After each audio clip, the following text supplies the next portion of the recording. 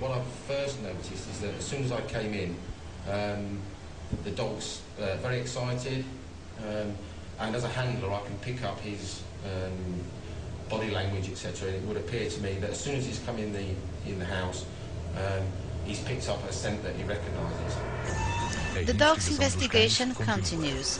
They inspect several vehicles and they only alert to the car that was hired by the McCanns 23 days after Madeleine's disappearance. Eddie alerts that the car key and the boot had been in contact with a dead body.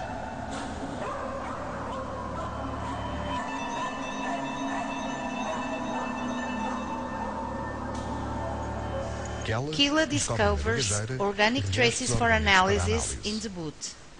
What we have is a reaction from the dog over here, where his head's up in the air, and he's sent in the items that he's trained to find, and when we tie him down, he picks this guy. The dog's reaction is revealing. These dogs have never failed in over 200 cases. The dogs marked 2 spots in the house, the wardrobe in the parents' bedroom and behind the living room sofa. They also signaled the car that had been rented by the McCanns 23 days after the fact, as well as Kate's clothes and Madeleine's soft toy.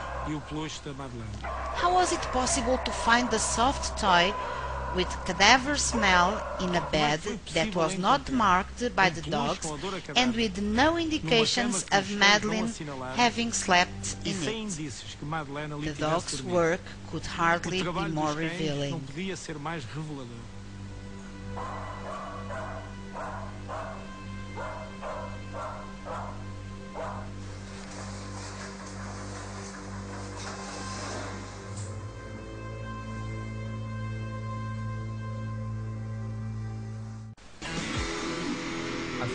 Two weeks ago, there was a radical change in the investigation.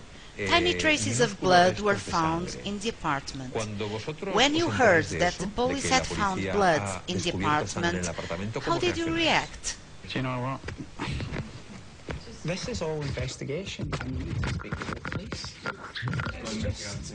You know, all your questions are about the investigation, and we can't comment on them.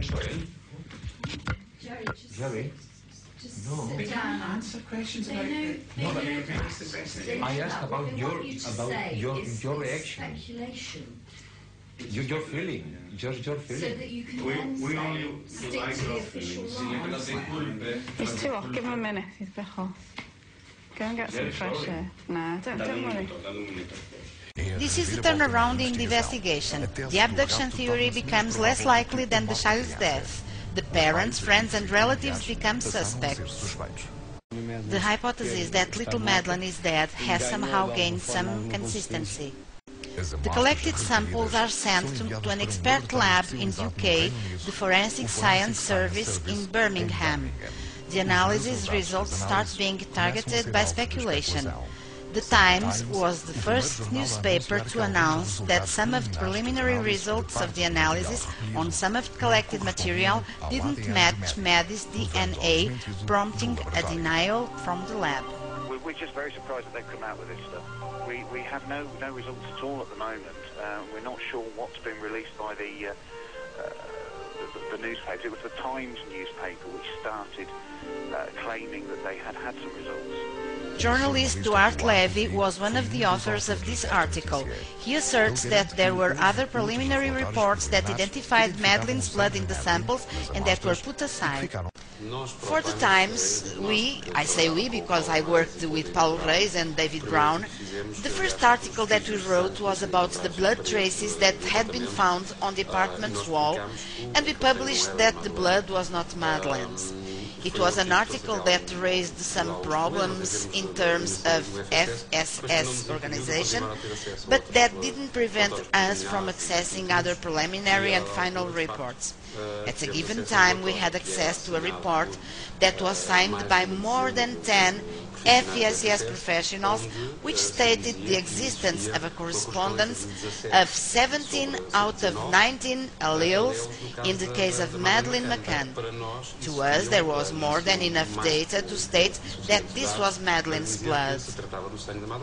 In order to understand the analyses that were made, we went to the Forensics Institute in Coimbra, where presently similar analyses are carried out using the low copy number method.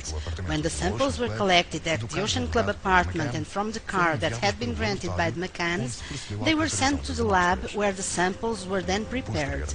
Later on, the DNA quantity that existed in collected material was evaluated.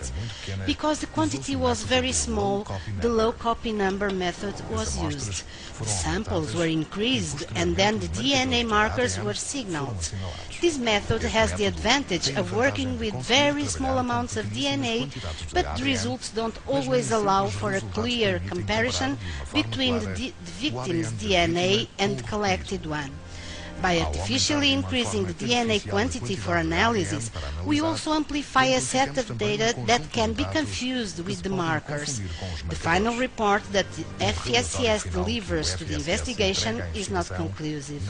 It establishes that the collected samples may be from Madeleine McCann, but there is no certainty. The most significant is the material that was collected from the car that had been rented 23 days after the child's disappearance. The preliminary reports mention a correspondence of 15 alleles out of 19, but the problem is that the analysis demonstrates that the material didn't come from one sole donor, but from at least 3. Professor Corte-Real, who met with FESES experts and saw the British scientists' reports and work notes, explains this issue.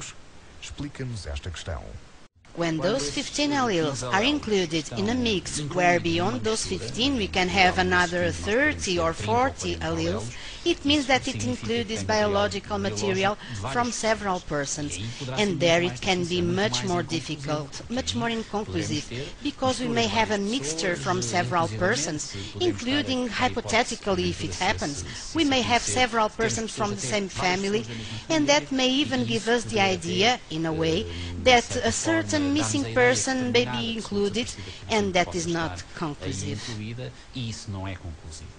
Despite the conclusions of the FSS reports, the investigative team's conviction is not based exclusively on scientific evidence, a normal procedure within criminal investigations, which is explained to us by a reputed forensics medicine expert. Criminal investigation is not only one aspect. The whole way of being in terms of the suspect's attitudes and behavior are fundamental, as fundamental as biological analysis of blood, urine or any other situation. There are other elements that allow for corroboration. The McCanns are summoned for deposition at the Polícia Judiciária in Portimão. During that interrogation they are made erguidos. Kate McCann refuses to answer all of the questions, and Gerald McCann repeatedly denies the investigators' conclusions, defending his innocence and his wife's. Today, Kate and Jerry McCann were made erguidos. Their behavior was a distant behavior. For example, when they, especially Gerald McCann, when they are shown the dog's movie, he didn't even want to look at television, saying that it had no value and that it didn't show proof of his daughter's death and that to him his daughter was alive. When the McCanns leave the Polícia Judiciária, the Portuguese public opinion starts to turn against them. The Portuguese and British investigators are now convinced that the little girl was the victim of an accident. She died in the apartment and someone made the body disappear. That was assumed by the entire investigation team, which consisted of Portuguese and English people, in September 2007. That is the major conclusion drawn from the investigation. I remind you, concerning that issue of inconclusive tests, that there is an ongoing case in the USA involving a mother and a missing 3-year-old, where there is also cadaver odor in the car boots and an incomplete DNA profile of the child, and the mother has been arrested for trial or has already been tried.